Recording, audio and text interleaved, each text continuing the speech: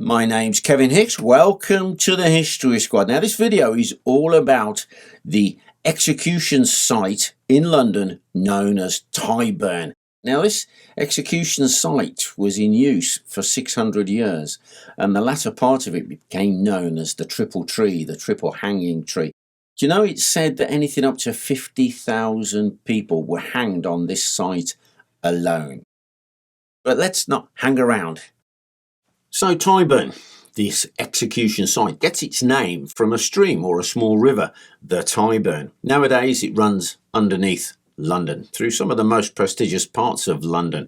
Mayfair, for instance. So Mayfair itself gets its name from a fair, the Mayfair that was there, but it becomes so raucous, disorderly and all of that kind of stuff, it was actually banned. Now the Tyburn stream, in its early years, people would take buckets of this fresh water and sell it to people who didn't have a water supply. And it was said that the Tyburn stream was once an excellent sport fishing stream for anglers. However, come the Tudor times, it was bricked over and became nothing more than a sewer. So I don't think there'd be any fish to be caught. Now, hanging. From what I understand, it was the Saxons who brought hanging as an execution form to England. But believe it or not, it was William the Conqueror, 1066, with the Norman invasion of Britain, that banned capital punishment. I didn't know this. And I was going, well, really, the Normans banned it. But it didn't last for long because Henry I reinstated hanging. Now, the execution site of Tyburn, there was apparently a chap called John Senex who was executed there in 1177. His crime was he was actually quite wealthy, quite well-to-do, and a gang of his mates used to go and rob houses, beat people up, and they were caught and he was hanged. That was 1177. But it's not official. That's just, we reckon. Now, the first recorded hanging, or execution if you like, at Tyburn was 1196, and that was William Fitzosbert. He was charged and executed for sedition. Now, what he did was he got fed up of the taxes that were being raised against him, heavy taxes for the ransom of none other than Richard the Lionheart, Richard I. So he got together with a bunch of other merchants and they rose up. They were quickly put down. He was captured, tried, sentenced and hanged at Tyburn. So 1196, for the best part of 600 years now, to almost the end of the 18th century, Tyburn will be in constant use as a place of execution. The last execution at Tyburn under what's known as the Triple Tree was 1783.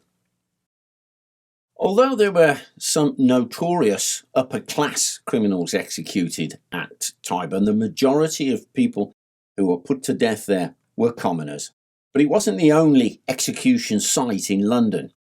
Pirates, everybody's, hey, Jim lad. Well, between 1716 and 1726, down at Execution Dock on the north bank of the River Thames, 400 pirates, so-called pirates, were executed there. They were hanged, and they didn't like it.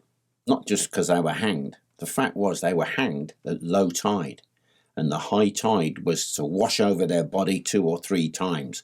But you think about that, in 10 years, 400 pirates. But there were other execution sites around London. One of the most notorious, as well as Tyburn, was Smithfield. A lot of burnings took place there. St Paul's Churchyard, would you believe?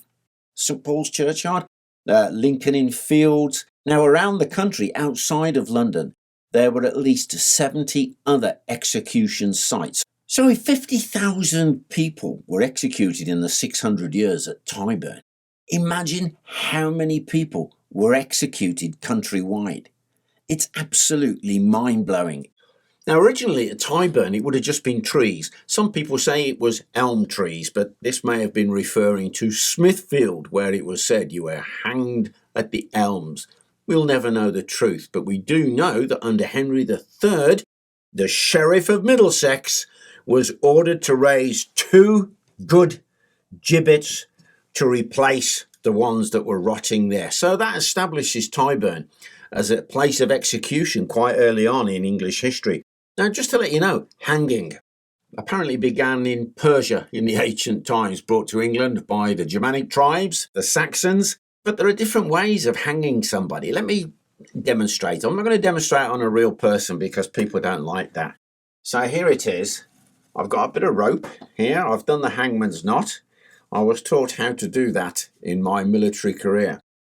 So you have a chap, you put the noose around his neck, and the first method of hanging is you slowly suspend them, and they will choke to death slowly. 15 minutes, 20 minutes, or it could even be longer. Now, the triple tree at Tyburn was what's called the short drop. So you just drop a foot or two and bang, it's supposed to choke you very quickly, but it makes you dance. And then you get that lovely saying, dance the Tyzel jig or dance the Tyburn jig. Now, the modern way of hanging somebody is through the trapdoor, where it's a long drop with a sudden drop. Bang. Oh no, let's do that again. It's a long drop with a sudden stop, and that sudden stop snaps your neck. That's if you do it correctly. But if you'd like to look up the executions of Nuremberg, you can see how many of those executions actually went wrong. You've got to get it right. Throughout the medieval period, Tyburn was used as an execution site, both for hanging and hang-drawing and quartering. And it became a place where people would gather. It eventually became known as the Tyburn Fair. People would gather to watch the executions of these poor souls. Now, from this, there are some tragic, but some quite amusing stories too, like the one where the hangman, 1447, he's there. Now, it's written into his contract, so I understand that from the prisoners, he strips them and he's allowed to keep their clothes. People believed they had magical powers because these are the clothes of the executed. So there's mystic around it. So the hangman was paid his job, and then he could make quite a lot of money, a good return on selling the clothes of the lately departed. And so on this one day, as I said, 1447, there was a group of 5 gentlemen who've all been found guilty of some crime or another, and they're there queuing up. And the hangman and his assistant stripped them all the way down. The crowd are jeering and having a great old time waiting for these guys to be hanged and dance the Tyzel jig. When a messenger arrives to treat on a horse, it's a reprieve. The crowd are furious. They are not going to watch anybody dance the Tyzel jig. They are so angry, but then they witness a farce as the naked accused, lately reprieved, are cut free and they go to get their clothes. And the hangman goes, no, they're mine. And there is a toing and froing, a tussling, but the hangman apparently wins out. He keeps the clothes, and the 5 men who have been reprieved have it on their toes, literally. They must have been freezing as they ran off to the jeering and catcalling of the crowd. Tyburn as a place of execution wasn't always used just to execute criminals. Come the reign of Henry VIII, things changed. For 6 decades, there would be executions of both Catholics and Protestants on religious grounds. In fact, not far from the site of Tyburn, at number 8, Hyde Park Place, which used to be the site of the Tyburn Convent, there is a memorial plaque to the Catholic martyrs there. It's the most horrendous piece of English history, the way people were executed for their beliefs. Now, in 1571, during the reign of Elizabeth I, the gallows, like this one, were replaced at Tyburn with the triple tree. And you could actually hang 24 people at once. Some people say actually 28, but I suppose you could squeeze an extra one in if you needed to. So the triple tree, so there's 8 on each branch, and there are 3 branches there. And you could do it in relays as well. So if you'd got lots of people to hang in the day, you could take the dead down and then you could just simply hang some more. This, to me, is absolutely incredible. But some of the stories that have been written down that we know about from the hangings at the Triple Tree. They blow your mind. But before I go into that, I just want to let you know about some of the legislation that was actually passed to keep the people of England down. In May 1723, one of the most far-reaching acts in British legal history was passed, the Wellcome Black Act. Now, this was brought about, hurried through, pushed through Parliament by landowners, those who owned land or had hunting rights to land. And it was designed initially to deter poachers. And what came with it was 50 new crimes that carried capital punishment. In other words, you could be hanged for it. Basically, if you went hunting and you were armed, or your face was blackened, or even you were in disguise, you could be hanged. And over the years, the act was expanded to include more and more offences. They included property damage, cutting down trees, damaging a fish pond, stealing goods worth a shilling or more. Now let me explain, pounds and shillings. In those days, there were 20 shillings to the pound. So you could end up being hanged literally for less than a day's pay. That's incredible. The act was so severe that you didn't have to actually have committed any of the crimes above. Merely being found guilty of conspiring to commit one was enough to get you hanged. In total, the act introduced the death penalty for over 350 criminal acts. Now, this was so bad the way it was worded. There is a modern expert on the law actually wrote about it, and I'm going to read what he wrote. It's Sir Leon Radzanovich, an authority on English law. Have a listen to this. There is hardly a criminal act which does not come within the provisions of the Black Act. Offences against public order, against the administration of criminal justice, against property, against the person, malicious injuries to property of varying degrees, all came under this statute, and all were punishable by death. Thus, the Act constituted in itself a complete and extremely severe criminal code. You know, sometimes when I look at my history as a Brit, as an Englishman, I get angry. And this is one of those occasions when I read about this. So, I've made another model. Here we have the horse, all handmade. The cart, the condemned, his coffin. The ordinary, which was the name given to the chaplain from the Newgate prison. We've got the guy there riding his horse. And what we have here is the Triple Tree, the gallows. At the top there on his ladder, you have the hangman, and you've already got some victims already swinging. Just an interesting note. If there was a lady to be executed because of public decency, they would actually tie her dress down so that when she dropped the little drop and swung around, you couldn't see up her skirt. Yeah, it's kind of weird, isn't it? Public decency. They were actually killing people in public and people are enjoying it. But actually, how does this all, fall in? So, this spectacle. 8 times a year, you had the annual sittings at the Old Bailey. And then, a week later, the condemned would be taken from Newgate Prison, the 3-mile journey all the way to Tyburn. Tyburn was, in those days, just on the outside of London. The journey in a cart, unless, of course, you were a wealthy man and you could afford to have your own coach and horses take you. And if you were a benevolent kind, you might invite your fellow condemned to share your luxurious coach. Can you imagine that if you're a pickpocket and on your way to your death, you are given a ride in a luxury coach? Quite something.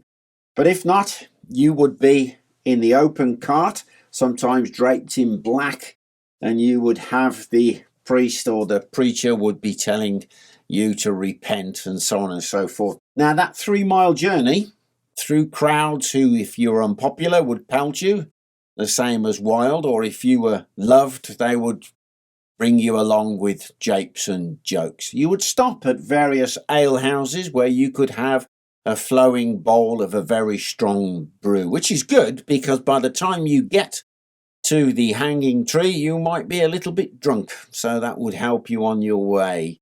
But there was one gentleman who refused. I will not take strong drink, but he regretted it when he swang because he had to dance that Teisel jig. Now, the way this actually works is the crowd are waiting. There were even grandstands. Mother Proctor's pews was the most famous one, where you got all these grandstands, like a football crowd, all waiting to see the show. So, if you are a serious highwayman, you would be at the front of the lead cart, because there could be a convoy of these carts coming out with the condemned. They would dispatch those first, and eventually it would be your turn. And what they do is they turn the cart around, they then reverse it to where the hangman is actually directing. So a rope would then be dropped down. The assistant would fasten it around your neck as you are standing there. And of course, the crowd now are roaring. There are pickpockets in the crowd. There are prostitutes who are plying their trade, pamphleteers, hot pies, hot potatoes. This is the Tyburn Fair. It is more than just the execution. People are having a day out. They enjoy a public hanging. They want to hear your confession. They want to see the baddie swing. Now, the rope is then passed back up and it is fastened to the top of your part of the tree. And what happens is, at the last minute, it is giddy up and you drop about a foot and you will swing. You will dance the Tyburn jig. If you are lucky, they may have given you a bit more of a drop and your neck may snap. If not, you will dance and the audience will applaud. You know, there's one strange thing. Just before the coach or the little cart pulled away, there was a shout from the crowd. Hats off! Hats off! And they were shouting at the people at the front. Hats off! Not out of respect, as you would think. Hats off! So everybody could get a good view as some poor wretch dances the Tyburn jig. But what I'm going to do now is I'm going to go into some of the stories that come out of the Tyburn Triple Tree. Now, my first story is about Jack Shepherd. He was executed at the age of 22 years of age, 1724. Now, he started his life, he was born in Spitalfields, he started his working life as an apprentice carpenter. But it wasn't exciting enough. And he fell in with the crowd and became a burglar and a picklock. He could open locks, that kind of thing. Now, one of the ladies he fell in with was Edgeworth Bess. And he found out that she'd been arrested and was held in Spitalfield's roundhouse, a lockup. So he strode in, knocks the guard unconscious, grabs the keys, unlocks, and they make their escape. So it's the beginning of a bit of a notorious reputation, but not as a burglar, as an escapologist. People liked this daring do. Now, he was arrested shortly after this, and he himself was incarcerated in Spitalfield's roundhouse. He was locked up, but they hadn't searched him. Not properly at any rate, because he had a razor, a cutthroat razor secreted about his person. And what does the beggar do? He cuts the lath and plaster ceiling, brings it down and escapes through, out onto the roof and has it on his toes. He will become, our Jack, quite famous as this prisoner who could escape not just from a lockup, but also from manacles of all different kinds. So Jack Shepherd finds himself wrongly arrested for the theft of a watch. Oh, the horror of being wrongfully arrested. He's thrown into new prison, Clerkenwell, where he's locked up, handcuffed, and his feet are manacled to the ground. Fettered to the ground, they call it. And would you believe, shortly afterwards, Bess, his old friend, is actually thrown into the same cell. She too is handcuffed. Then they have a visitor, Joseph Blake, Joe Blake, nicknamed Blueskin. He's one of their circle of friends, shall we say, and he surreptitiously slips a file through the bars. Now, Jack Shepherd uses this, when nobody's looking, to free himself from his manacles and from the fetters around his feet. He does the same for Bess, his friend. They then make a rope out of sheets and blankets, and they file 2 of the bars of the prison windows. Now, Bess takes off her outer clothes because she's got to slip through the window, through the narrow gap. They lower themselves 30 feet down the outside of the prison and then across the courtyard, and then they scale the 20-foot external prison wall and down the other side and have it on their toes. These two, what a double act. Amazingly, Jack Shepherd with his partner, Blueskin, they perform a few, or commit, shall we say, a few robberies, and the proceeds from it, they hand these over to a receiver named Field. Now, this was in defiance of the local crime lord. His name was Wild. Now, Wild was both thief-taker, in other words, he would report thieves to the Crown, receive the reward money, nasty piece of work. You'll learn about him later. But he persuaded Field, the receiver, to turn King's evidence against Jack Shepherd and Blueskin. And they were arrested, those two.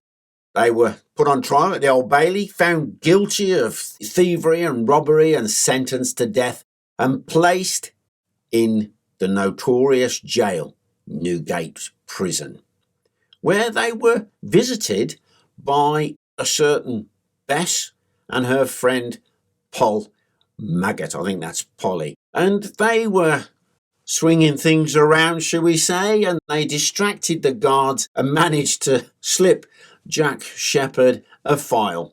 And then they left. A couple of days later, so did Jack Shepherd. He went through the roof and over the wall. He had it on his toes again. The public loved it. Oh, this guy, nobody can keep him.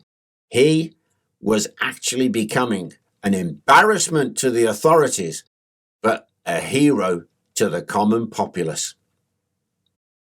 I must admit, as I've been reading this story, it does make me smile. You see, Jack Shepherd was soon arrested again. He was placed into Newgate Prison and they chained him to the floor. He was not allowed any visitors whatsoever, and that's it. He's not going to escape. However, he'd found a bent nail, and he used the nail to undo the lock on the chains, and he escaped up the chimney and over the roof, covered in soot. The people of London were just, wow, what is this guy? But unfortunately, he was a bit of a fool sometimes. He swaggered around, enjoying the limelight, getting drunk with old Bess when he was spotted and arrested. This time, when he was incarcerated, they had special manacles and chains that were made. Jack knew that his time was up. So old Jack Shepherd there is locked up in Newgate Prison. He knows he's going to hang. Now he has a stream of visitors who pass by his cell. They can pay to come and watch, and, banter and good wishes are passed backwards and forth. He could have done with a file, but he was being watched very closely. In fact, Jack got his hands on a penknife, but a vigilant guard saw it and it was confiscated. Jack is done. He's going to hang. But he had a backup plan. He had hired the services of a surgeon. His friends will take down his body immediately after he's been hanged, and Jack will be resuscitated. Well, that was the plan. But it didn't go quite according to plan. On the 16th of November, 1724, at the age of 22, Jack will be hanged. Now, the journey from Newgate all the way to Tyburn on the back of the cart, the crowds were waiting. Jack Shepherd is their hero. He's a celebrity. They're cheering him. There is jokes, there is banter. In fact, just before he reaches the Oxford Road, apparently he burst out laughing loud because somebody cracked such a joke. He waits at the Oxford Inn, the City Oxford Tavern, and has a bowl of mulled sack. I think that's a kind of wine.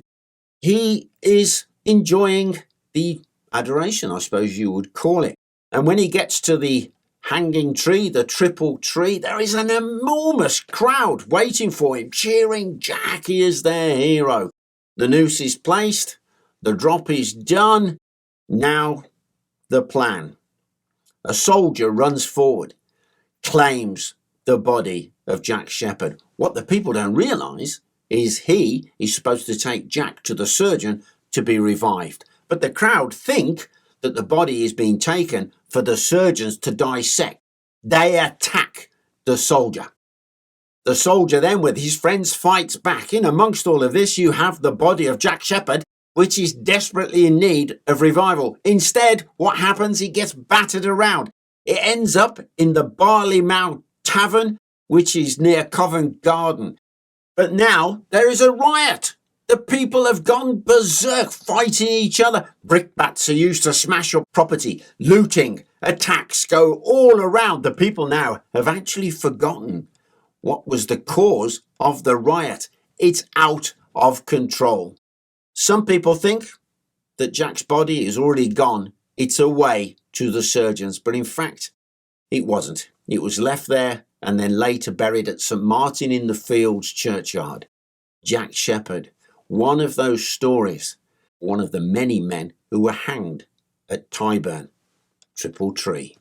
Jack Sheppard. So our next case is about a notorious criminal, Jonathan Wild, thief-taker general, they called him. Now, thief-taker, I've got to explain. 1692, the Highwayman Act was passed in England. You see, at that time, we didn't have a public prosecutor and we didn't have a professional police force. Instead, England went for the cheap option, private enterprise. So you could set yourself up as a thief-taker. If you captured a highwayman and he was convicted, you could get £40 reward money. Also, you could be pardoned for all of your own crimes. On top of that, you could keep the highwayman's horse and all of his saddle, tack, his guns, all of that kind of stuff. That's providing it hadn't been stolen. So there was big profit in becoming a thief-taker. And Jonathan Wild, without a doubt, had become the thief-taker general. But he would eventually hang and dance the Tyburn jig. Now, Jonathan Wild was born in 1683 in Wolverhampton in the Midlands of England. He was an apprentice bucklemaker, moved to London in 1708, but unfortunately fell into debt and ended up spending 4 years in basically a debtor's prison. But while he was there, his last few months, shall we say, were made easier when a prostitute came into the prison, Mary Milliner, and she became Jonathan's mistress. Now, they both left this prison, this institution, together and set up home in Covent Garden, where Jonathan continued as a bucklemaker, but he also turned to a little bit of crime. He'd learnt an awful lot while he was behind bars. Now, one of the things they pulled, because don't forget Mary was a prostitute, she was on the game, was called buttock and twang. And what it was when Mary was with a client for stand-up, shall we say, occupation, Jonathan would then come behind them and rob them while their breeches were around their ankles. It was an easy job. So Mary and Jonathan made enough money from buttock and twanging, shall we say, to take over a pub, a drinking establishment, known as a flash house because it was frequented by criminals.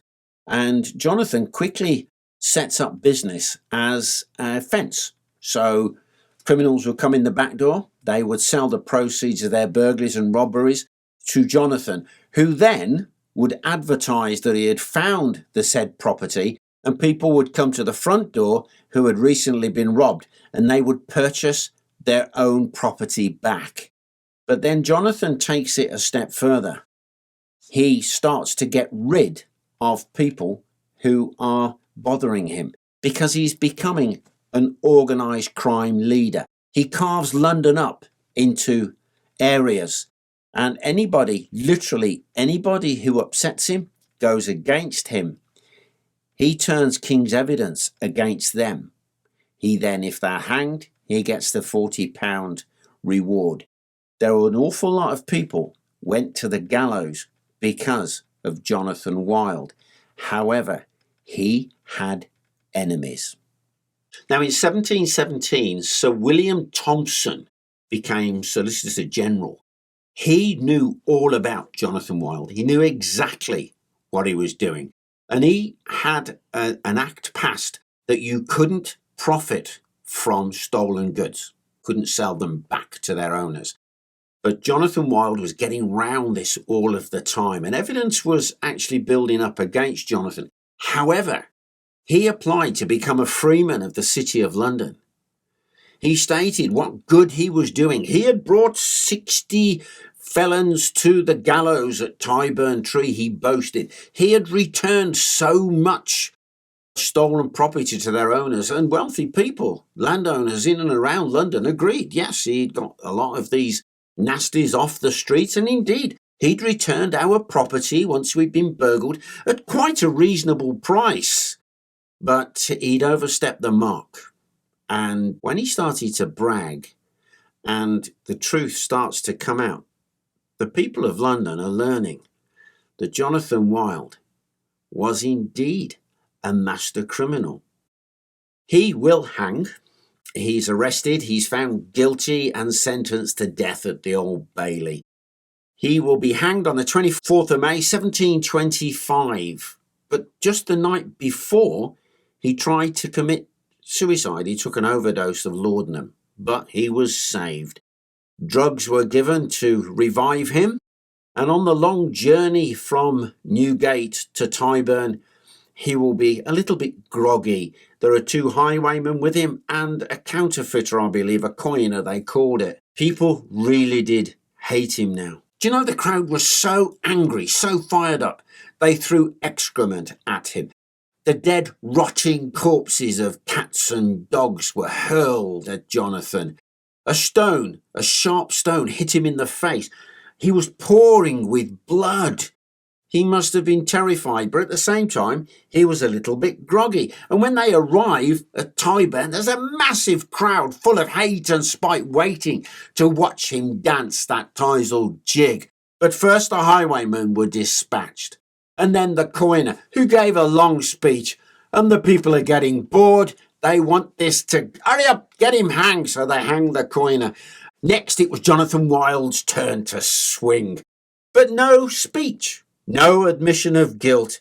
The thousands of people gathered there, so angry, were now disappointed because pathetically Jonathan Wild went to his death. They were shortchanged. It wasn't worth the wait. Now, the body, they hoped, was going to be given to the surgeons. However, it was spirited away by friends, buried at St Pancras churchyard. But the story doesn't finish there. The grave was later found to have been opened, an empty coffin nearby. Oh my goodness me, what has happened to the body of Jonathan Wild? The surgeons finally got it. However, there was a body that washed up a few days later on the banks of the River Thames near Whitehall. It bore a strong resemblance to one Jonathan Wild. Could it have been the body of the thief-taker general? You know, there are so many stories around the triple tree, the gallows at Tyburn. One where the ordinary was actually kicked out of the cart and the crowd loved it. But one of my favourites is the execution, the hanging of Hannah Dago. Now, Hannah was an Irish woman, and she'd come over to London as a basket woman in Covent Garden. She'd married a Spanish sailor, hence her surname, Dago. But she was a character. She was as tough can be. She was in prison 1 or 2 times, but she got off. Do you know, the fellow inmates were terrified of her because she'd stick a knife in you, and she would.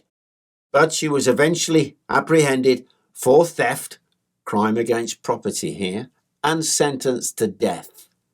Do you know, when she stabbed a prison inmate, she just got extra time, not sentenced to death. There's a big difference there. You know, violent crime, as soon as you steal, you're going to hang.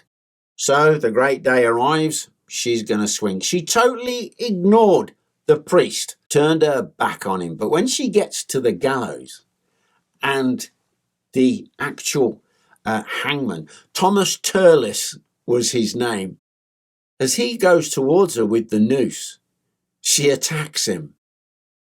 She kicked him, shall we say, in the groin. She kicked him so hard that he doubled over. The crowd are loving this. Wow. She lays into the hangman. As he's doubled up on the floor, she starts to strip off. She's throwing her clothes into the crowd so that the hangman will not get his perks.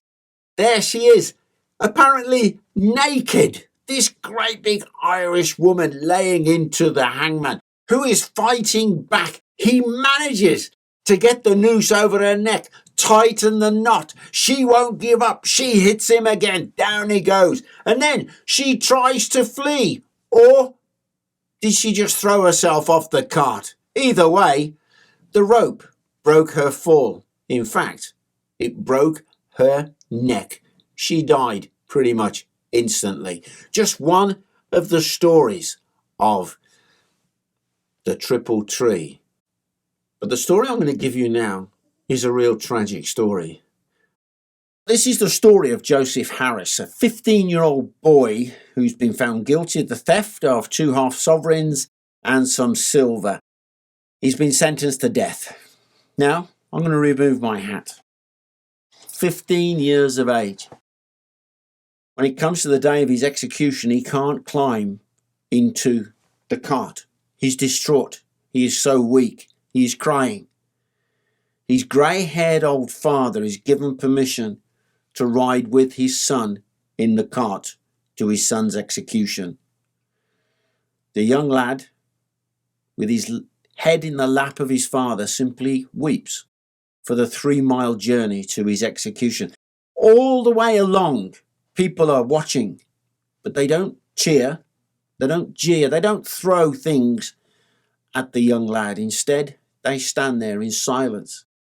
I like to think that men would have removed their hats. And when they arrive at Tyburn Gallows, the Triple Tree, a grey-haired old man watches as they hanged his 15-year-old son. I would hope that old man reclaimed his son's body and gave him a decent burial. So about the same time that Joseph Harris, that 15-year-old boy, is hanged for a crime worth, just over £1, the Lord Chancellor, the Earl of Macclesfield, was found guilty of receiving bribes worth over £100,000 plus other corrupt acts. For this, he receives a hefty fine, a substantial fine. This proves to me, now I've said it before and I'll say it again, that there is one law for the rich and one law for the rest of us. The last hanging to take place at Tyburn on the Triple Tree was 1783. It was a highwayman, John Austin. So the hanging tree was demolished. But that wasn't the end of public hangings. They will continue outside of Newgate Prison further into London. The reason they stopped them at Tyburn was the wealthy, the rich, buying up land and building houses closer to Tyburn. They disagreed with the Tyburn Fair. They did not like the disruption caused by the crowds. Had nothing to do with the spectacle of people being executed. No. Move it somewhere else, not in my backyard. So, public executions will continue, and as I said, they will take place outside of Newgate Prison. But that is another story. Well, I hope you enjoyed that video. If you did, like, share and subscribe. If you'd like to support the channel further, you could always have a look at joining our Patreon community. The link is in the description. Now, before I go any further, a shout out to some of our Patreon members. Now, we've got Erin Brannan. Now, I've met Erin down in Utah there. She's the queen of the condors as far as I'm concerned. She'll know what I mean. And I hope your mug is still in good use. And here we have Johnson 1990. Now, I understand you've not been too well. Well, I hope this will perk you up a little bit, hearing your shout out. And finally, Christoph Haupt. Now that sounds a little bit German to me. Germany, a favourite country of mine. I love it. I used to live there. So, Wiedersehen or bye for now.